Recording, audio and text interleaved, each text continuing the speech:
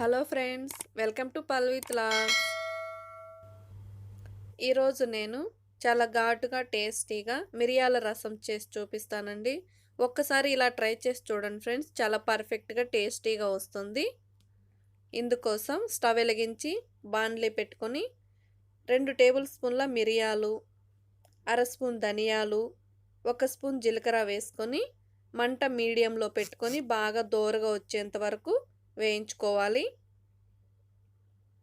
ఇలా వేయించి చల్లారబెట్టుకొని ఇప్పుడు వీటిని ఒక రోల్లో తీసుకొని వీటిని మెత్తని పొడిలా దంచుకోవాలండి. ఇలా బాగా మెత్తగా దంచుకున్నాక ఇప్పుడు ఇందులో 4 వెల్లుల్లి రెబ్బలు వేసుకొని వీటిని కూడా బాగా మెత్తగా వచ్చేంత వరకు దంచుకోవాలి. ఇలా బాగా దంచి పక్కన పెట్టుకోవాలండి దీన్ని. ఇప్పుడు స్టవ్ వెలిగించి ఇలా ఒక పాత్ర పెట్టుకొని 3 టేబుల్ స్పూన్ల ఆయిల్ వేసుకొని ఆయిల్ వేడయ్యాక సన్నగా కట్ చేసిన 3 పెద్ద టమాటాలు, 2 రెమ్మల పచ్చికరివేపాకు, 1 స్పూన్ పసుపు, 1 స్పూన్ సాల్ట్ వేసుకొని ఒక్కసారి అంతా బాగా కలిపి ఈ టమాటాలు మెత్తగా వచ్చేంత వరకు మగ్గించుకునేకి మూత పెట్టుకోవాలండి. ఒక 5 మినిట్స్ ఇలా మూత పెట్టి 5 మినిట్స్ తర్వాత మనకు టమాటాలు బాగా మెత్తగా వేగాయి కదండి. ఇప్పుడు మనం దంచి పక్కన పెట్టుకున్న ఈ మిరియాల మిశ్రమాన్ని ఇందులో వేసుకోవాలండి.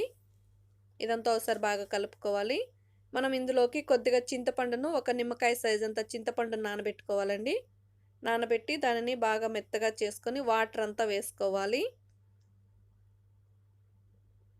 ఇలా 1.5 కప్పు వరకు వాటర్ వేసుకొని బాగా చేత్తోని ఇలా అంతా నలుపుకోవాలండి. ఇప్పుడు మనం కొద్దిగా టమాటా వేగేటప్పుడు సాల్ట్ వేసినాం కదండి. ఇప్పుడు రుచికి సరిపడా ఇంకొద్దిగా సాల్ట్ వేసుకొని ఒకసారి చెక్ చేసి దీనిని హై ఫ్లేమ్లో ఇలా నురుగు వచ్చేంత వరకు ఉండిచ్చి స్టవ్ ఆఫ్ చేసి ఒక బౌల్లోకి తీసుకోవాలండి. చూసారా ఫ్రెండ్స్, ఇలా మిరియాల రసం చేసుకొని తింటే చాలా టేస్టీగా ఉంటుందండి. ఒక్కసారి మీరు ట్రై చేసి మీకు ఎలా వచ్చింది అనేది కామెంట్ రూపంలో తెలియచేయండి.